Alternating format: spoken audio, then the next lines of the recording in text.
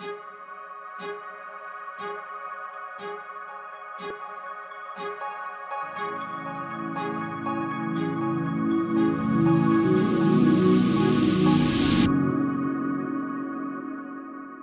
morning and welcome to Kitty Talks. We share inspirational life stories that empower you to create yours.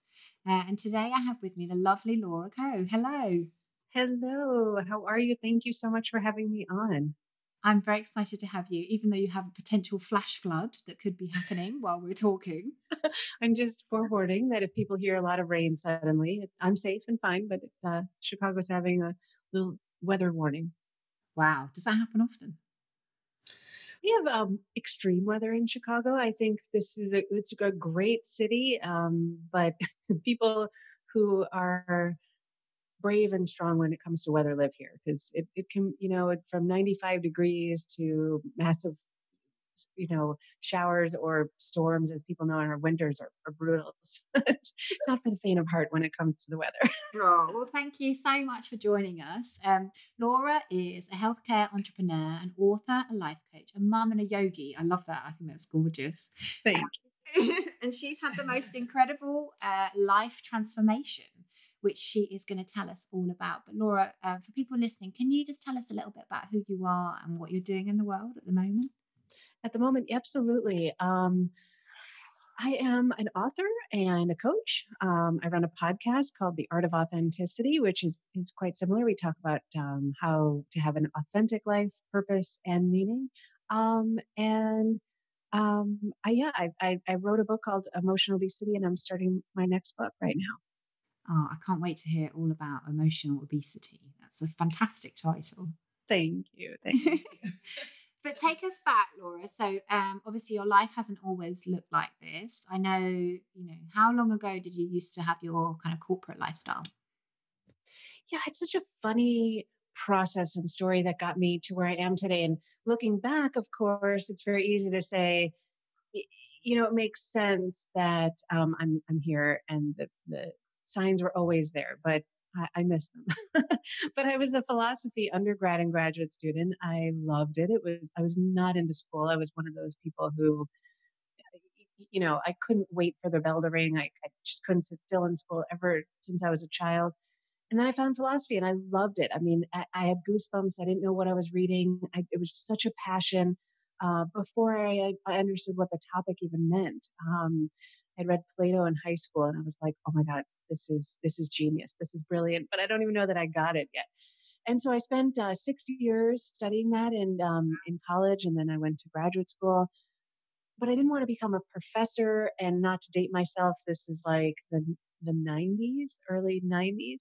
And so there was no internet. There was no real way to explore these ideas in the ways we can now with podcasts and writing. And, it was just not obvious what to do. So I came through Chicago, tail between my legs, thinking about what I was going to do with my life. And my dad and brother were starting a business. My father had a way to treat patients who have kidney stones to make sure that you never get them again. If you ask me my least favorite topics, I would probably say healthcare and business were at the bottom. So here I am entertaining this idea of a business that's about a topic that I don't read about or care about. But I looked around and I'm like, I'm 24. I could run my own company. I made a lot of reasons why this could work, right? And they're good reasons. I mean, anybody could look at that objectively and say, yeah, I mean, who gets that opportunity? And your father's having his life's work and he's not even coming down every day. I mean, he gave us complete freedom. So my brother and we're best friends. I'm 24, he's 26. We got this great opportunity to creatively build a business. Who passes, right? And that was kind of my process. And so in all of 1 or 2 hours, I made this life decision based on facts that felt indisputably smart or logical. And yeah, I was off to the races. I started a company that we built for 10 years. And the killer was I was good at entrepreneurship, right? And I like entrepreneurship enough. So it really kept me there because I started having success after success after success. Um, but there was this way in which no matter how well things were going, I didn't feel myself. I didn't feel like my feet were touching the ground. I felt like I was playing a role all the time, right? We would go to Would you say that that kind of feeling grew in you, or was it like a nagging down at the back, or how did it manifest? Yeah, it started with, okay, I think I can do this, and make myself kind of fit in. And then it slowly, yeah, it changed over time as the business got bigger. We were now a not goofing around 24 and 26-year-old, which was part of the fun to me. We were now a serious business with 50, 60 employees. Wow. We had Responsibilities. yeah, we had audits and banking meetings, and I mean, it was now the core business stuff going on all day long, and so that started to build in me because the topics weren't as exciting as I liked building. I liked being creative, and that's what I liked at the beginning. But now I was running this large business requiring me to think about business all day long, and then when we sold the company, we sold it to a $4 billion company. We were part of a 27,000 person company now, and it was everything people talk about, right? We're in meetings and we have, Yeah. um, Wow. yeah, all the bureaucracy that came with it. And it's like this feeling just was like water building up, right? It was just filling me from the bottom up until I felt like I couldn't breathe anymore. And truthfully, I couldn't. I was having panic attacks. I it Mm. was couldn't sleep at night. I was taking Ambience to try to fall asleep.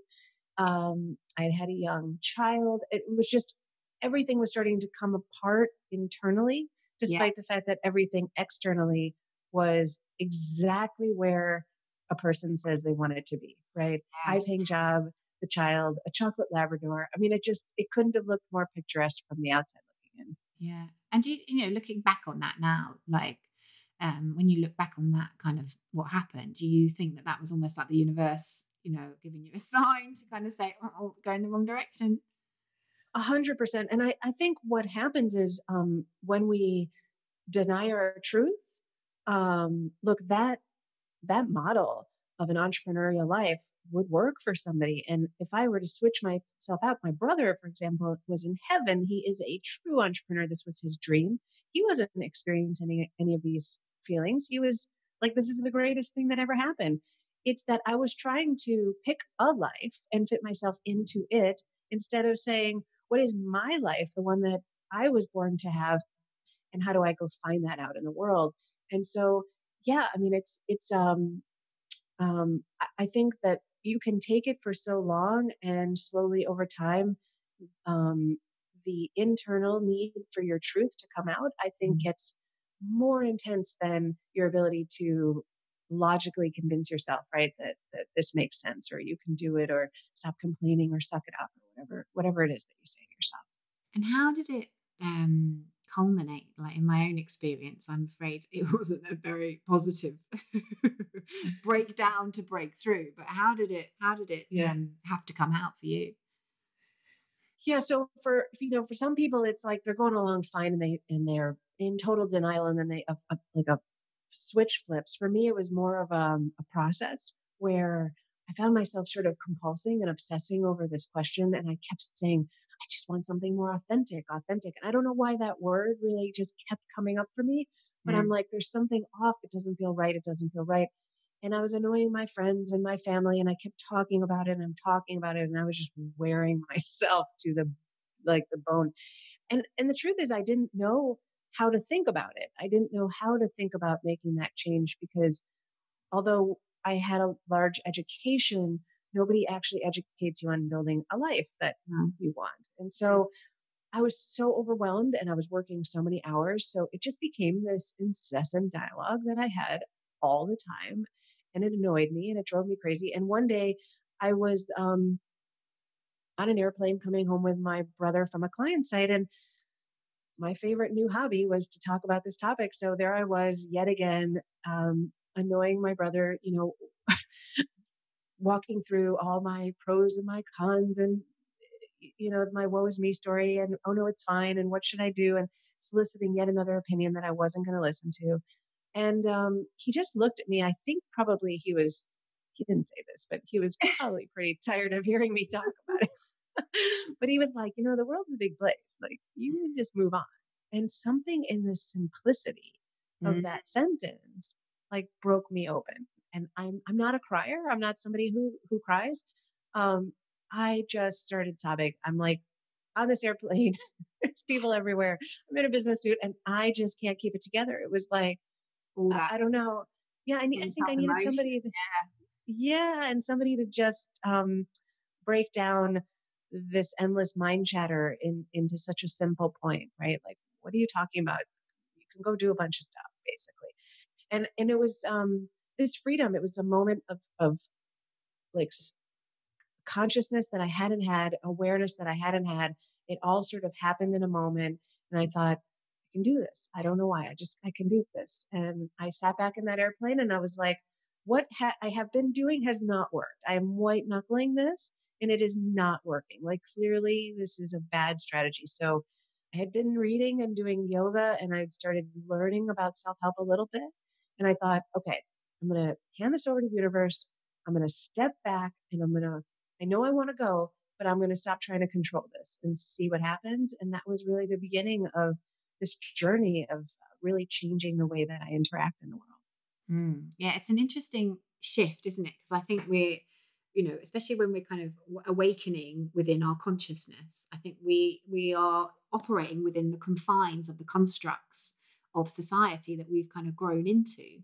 And then it sounded to me like you almost had this little bit of an epiphany, like, oh my God, of course I can actually not do this anymore. But, that may seem completely crazy because you've got all this it's a family business and all this other stuff going on that you maybe even think you can't even step out of it. I mean, I 100% felt, and I think many people feel that their life is not really one that they can choose, that it's all happening. And how do you pull the cord? I met this other gentleman who had done it at yoga, and he was like, "Oh, if you can get off the hamster wheel, jump." I just looked at him and I'm like, I know there's something in the way that you're speaking to me that I need to listen to. But at Mm, the time, I didn't know how great of an advice that was, that if you can, get mm, out of it. But it feels at the time like you really can't. And I also believe that, I thought I could control everything. I thought it was like I had to come up with the strategy and I had to figure it out. And I didn't know at that time. I didn't know what I wanted to do. And so that wasn't the right strategy. I needed space and time and to step back and move out of the way and surrender, not push, push, push, push, push. And I think that was also in my way as well. Yeah. And one of the things we want to show, Laura, through these interviews actually is that people can create their own life, like that they don't necessarily have to kind of follow that traditional path. That, like you said, when we step back, when we surrender, it actually creates space Mhm. for whatever it is that we're supposed to be doing to come in. Absolutely. I mean, most of us sit there and talk it out to death, or, you know, um, like I said, get that pro and con list, or do something smart, or ask the opinions of others to get the approvals of others. It doesn't work like that. There's this deeper intelligence within us, our intuition, our deeper self that guides this process. But at that point in my life, I had no connection to it. I mean, none. It was like a completely foreign space within me that I had to learn how to reconnect to first. So how did you do that? How did you go from obviously, the family business, very successful, selling the family business? How did you create space and how can others do the same? Well, so I can answer those questions. There's two answers. One is the way I did it. I would not suggest for anybody. I think I did everything the hardest, longest, worst way because I was figuring this out. And thank God for podcasts that you do, and the amount of information that's available now that people can hopefully not do it the way I did it. But I just made it up and I recreated the wheel in every way, shape, and form. So what I did was I went back to that philosophy that I loved, and I started taking these bites of wisdom from the four agreements to Plato, and I was Mm, implementing them in my life. I was like my own little experiment. And so, like, the four agreements, I did them. I spent a month wow. implementing each one. Oh, no assumptions. Interesting. Okay, let me go spend the day making no Breathe. assumptions. Yeah. Oh my God. And I was like, this is impossible. I make assumptions We every are 15 seconds, you know. humans are meaning making machines. Oh my God. Oh my God. So I kept doing this until I started having breakthrough after breakthrough after breakthrough, which is what my book ultimately was about, was this journey of, you know, of how I walked through this process. But I started by doing exactly what I did that landed me in the company in the first place. I tried to think about what was the smart thing, what made sense, how to leverage my skill sets into my next job. I almost took 4 jobs. I almost started 2 companies.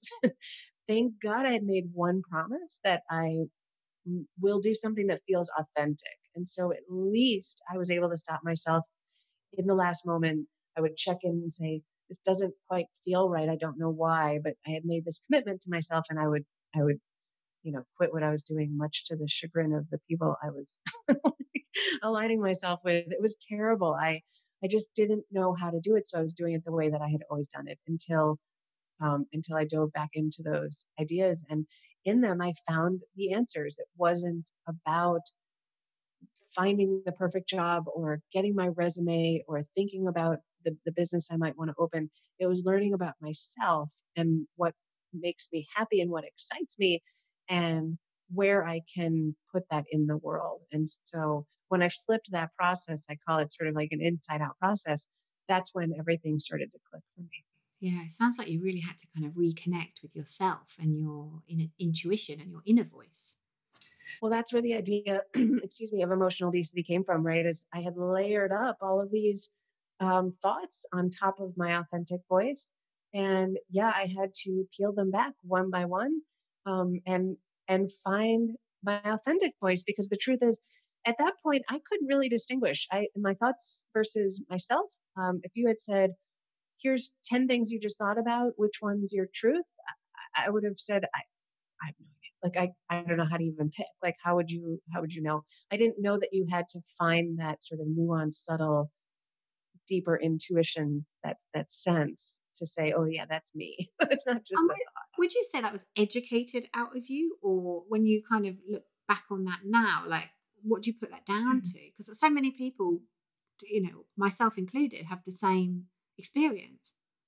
Absolutely. It's not what culture teaches. I mean, just absolutely simply, I mean, my son is 11 and he's a master of it. Children are masters of this. I always joke, but if you say to a child, you know, are you sure that you like pizza?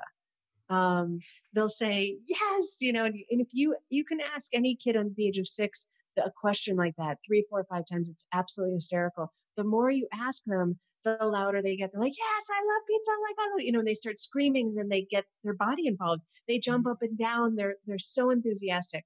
Whereas adults, if I said to you, what was the last movie that you watched? And you told me, you know, I just saw whatever movie. And I said, "Did you like it?" And you said, "Yes, I liked it." And I'm like, "Are you sure you liked it?" And if I, it's like, how quickly could I instill doubt in your sense that you liked this movie? And there's this way in which through culture we question ourselves because of quote knowledge and knowing and approvals and, you know, fitting in and all these different elements where we lose our deeper self. I think it's a travesty, and nobody teaches us that it's important, right? I mean, unless you have a fantastic parent who tells you constantly that that matters. Mm. So you took a couple of years, did you, to kind of get yourself realigned and work out what you wanted to do? I did. I wanted to stay home with my 3-year-old at that time, and he I'd worked so many hours that I, you know, really hadn't had much time with him, and he was starting preschool. So that was a goal, was to take a year to spend time with him. My friends are like, "You're going to make it 2 months." There's no way, like the Laura that they knew, who was busy and running from thing to thing, was going to sit home with a 3-year-old. But again, going to that authenticity, I didn't think I could either. I loved it. It, you know, it just spoke to me right away. I couldn't wait to pick him up. my friends would offer nannies to go get him, and I was like, no, no, no, this is why I'm home. I don't want a nanny. Oh. And I got him every single day, and we had so much fun together. And in between, I would take the time to do a ton of yoga, really reconnect to myself, and yeah, I started the process. And y- you know, I had tried a bunch of things that didn't work, and one day I thought, I loved philosophy, I loved writing. Let me just go see what this is about. And for anybody who's listening, who's wondering, how to get started on something new, this worked so well for me. And I suggest it to anybody. Just start with something small. If you think you want to write, I went to a cafe and I just tried to write one page. That's it. It doesn't need to be signing up for a whole job and committing to a writing program for 2 years or something. I just tried to write one page, and I sat in this cafe. And the truth is, like, it did take me 8 hours to come up with one page. But when I wrote that one page, something really clicked within me. I was like, okay, well, wait a minute. This feels like something meaningful to me. I think I'm onto something, right? And so that was the real turning point, was uh, giving myself an opportunity to explore things that really weren't in my consciousness as options, given my experiences to date. And did you find that, like, I think, like anything, the more we do things, the easier that they get. Like, obviously, you've written, is it one book or two books now? I've written one. I'm starting my second. Ah, okay. And did that start to flow then? Initially, it was a bit more difficult, and then you kind of opened up the channels, and more words come out. Yeah, no, it was a process. At first, it was just painstakingly difficult, and you know, I I had to. It takes time to master something, and I wouldn't say I still have mastered it, but I went from, I think I wrote about 12,000 words in the first 9 months of writing, and then the next year I wrote 60,000 words. Right, so it was something I had to build that muscle, develop into, and I think writing in particular is something you could spend a lifetime trying to master. But Mm. yeah, I mean, the thoughts in my head were getting in the way too. The first year I was so hard on myself, and I would, give myself so much grief unconsciously. You're not a writer. You don't have a PhD. What are you doing? Go get a job. Like, I just kept running these loops, because it was so out of what I had expected for myself that, there's a lot of self doubt. Yes, I think we all have huge amounts of self doubt. So, how did you conquer that self doubt? And obviously, now you're running a successful coaching business. You've got your podcast. How did you? It sounds like slowly but surely you kind of, nope, we're doing this. Nope, we're doing this. Yeah, I in that process, I realized that they're just thoughts, right? And by Mm. reading all the philosophy, it's like they're thoughts. They're just thoughts. Why does it matter? Why do I need to listen to them? Our brains are weird. They come up with weird things. They say strange things to us. They pick up so much information and they run them in the background like little tapes. It doesn't mean you have to listen. It doesn't mean it's true. It doesn't mean that it's aligned with what you want. And so I wrote this book because I felt like that analogy was really true. Just because pie smells good, or if I drive by a McDonald's, or alcohol, whatever it is, there's a lot of things that bring pleasure, Mm. or you're drawn to, but it doesn't mean that it's going to serve you. And so I started thinking of it much like a craving for a donut, right? Like, who doesn't want that? I'm not going to eat that every day, or I've got problems with my health. And so these thoughts, they're happening, and I learned to not take them seriously. And I think that's that was the big breakthrough for me. I think if you uh, think of your thoughts as you, and you are your thoughts, and they are serious, and if you're thinking it, then it must be true. You've got a lot of difficulty, because they're not. They're filled with fears and self doubt, and lots of real negativity. Right? We're not very kind to ourselves in our heads. We don't. No, We're not our own cheerleaders in there. no, absolutely. So I'm interviewing a lady called Melissa Ambrosini soon, and she talks about mastering your mean girl. Exactly. I mean, there's so much negativity. I always joke if I put a little recorder in your head and I didn't tell you, but Katie, I've been recording you for 24 hours without your knowledge of it, and I'm going to take your thoughts and I'm going to play them to all Wow. of your friends and family. Right? Wow, it's My so embarrassing, God. right? And so, what is it with our minds that it's like this is instinctual? Oh my God, what am I saying? This is it's not aligned with my truth. And so if I don't want to say them, if I don't want to share them, then I probably can't trust them. Mm, absolutely, yeah. And I think it's getting to a place, isn't it, where we recognize them as thoughts because sometimes they're so ingrained that you catch yourself and you think, what am I doing? But that's why they talk about this the wristband thing, don't they? So you actually start to become conscious and actually you start to recognize it, like you said, and separate yourself, the true self, from the monkey mind, basically, and what the monkey mind is saying. Absolutely. And I mean, science has proved it. There's this great center at Stanford that studies compassion. And literally when you're thinking fearful thoughts, this a part of your brain lights up. And when you're thinking something compassionate, another part lights up. And the amount that it lights up is dependent on how often you're using that part of your brain. And so it really is a muscle. The more you use it, the more Mm. um, uh, that part of you becomes automated and the more access you have to it and the bigger the experience is. And so the question I ask myself often is, what am I mastering, right? What have I mastered this week? Am I mastering fear? Am I mastering self-doubt? Am I mastering low self-worth? Or am I working on mastering love, compassion, gratitude? Right? And the things that we're thinking about all the time is what we are slowly mastering. And it's important to pay attention to those thoughts and keep them aligned with what you would like your experience in life to be, because they create your feelings and that creates your actions, and those actions design your life. And so it really, they matter. But you have to rein them in. It takes some work. And it's so important, like you sort of talked about designing your life. Like I truly believe that we are more powerful than we've ever been taught. We are energy centers, and when we direct our energy and have an idea about what we want to manifest and create in the world, that energy can form into things. So it's important to keep your positive vibes and your positive thoughts happening because they have an impact on how that plays out in your future. Absolutely. I mean, the amount of things that we're taking in a given minute, right? The calculations it's in the millions. And so if you're focused on looking for things to be grateful for, you'll find more things to be grateful for. In fact, if you scan the room every day for 3 different things to be grateful for, it teaches your brain to start scanning for gratitude.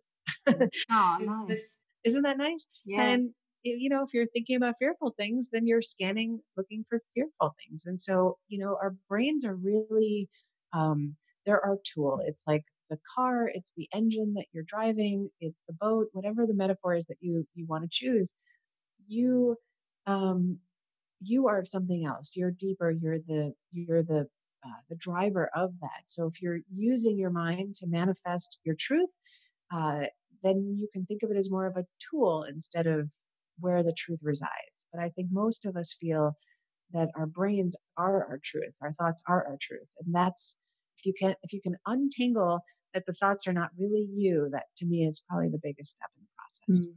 And I'm really intrigued, Laura, because obviously, you're doing something the other side of the pond, similar to what I'm doing this side of the pond, and you've interviewed over 70 people. I'd love to kind of know, are there common themes, or what are the key things that you've noticed when you've been interviewing these thought leaders around how they've transformed their lives? Yeah, it's amazing. I mean, the stories are very different, and everybody's story is so exciting and unique. But there is a throughput theme that I feel like, um, maybe because I'm sitting through each one and interviewing them one by one, I see it so clearly. But if you check out the podcast, you can hear there's either two types, and I interview people who are successful but want meaning and purpose in their life, right? So not just financial success, or they have certain awards or fame in their life. They also to feel a sense that this is truly the life that I want to lead. And so there's two types. There's one that have had it from a young age, which is rare.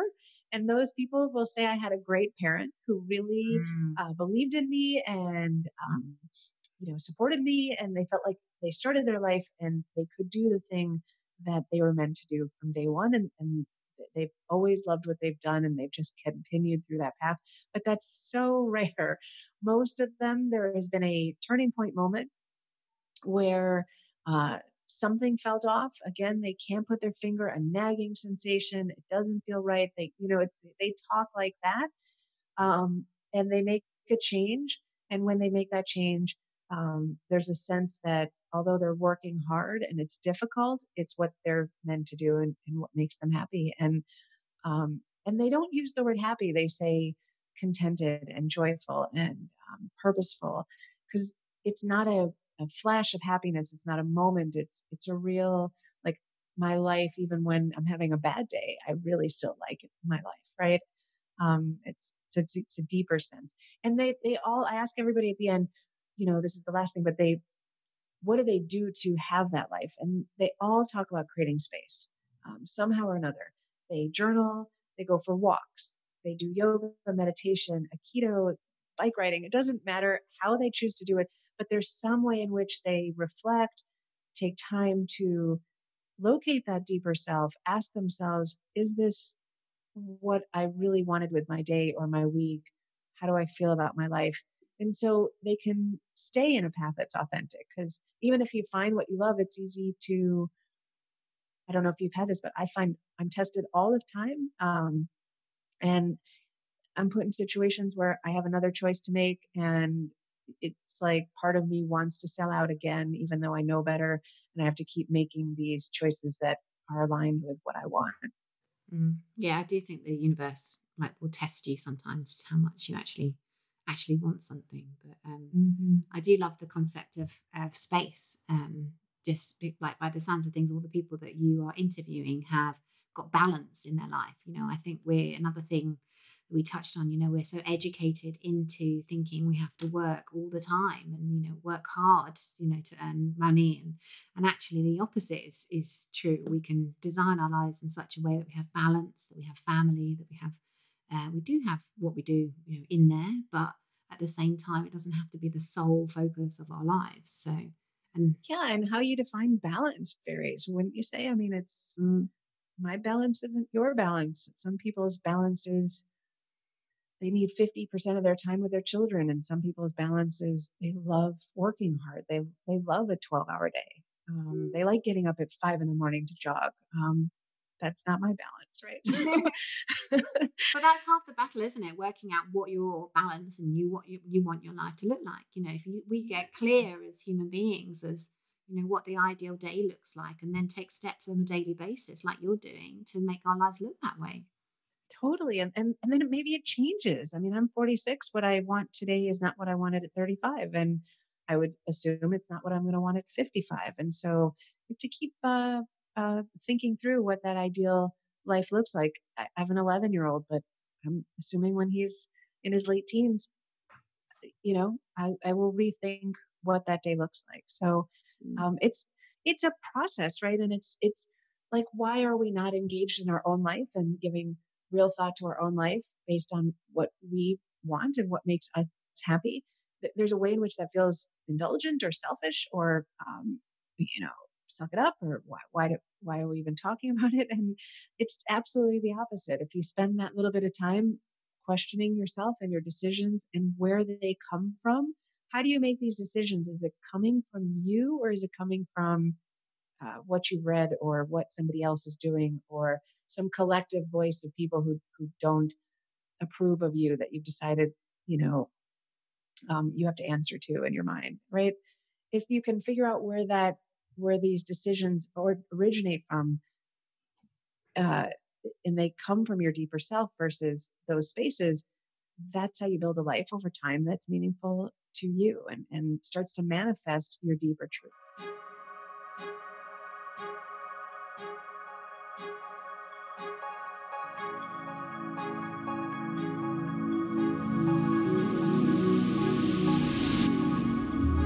thank you so much for listening to Kitty Talks. Be sure to head over to our kittytalks.com website and become a member of our exclusive club, and you'll get free interviews and access to our private Facebook group, exclusive webinars and secret success interviews. See you there.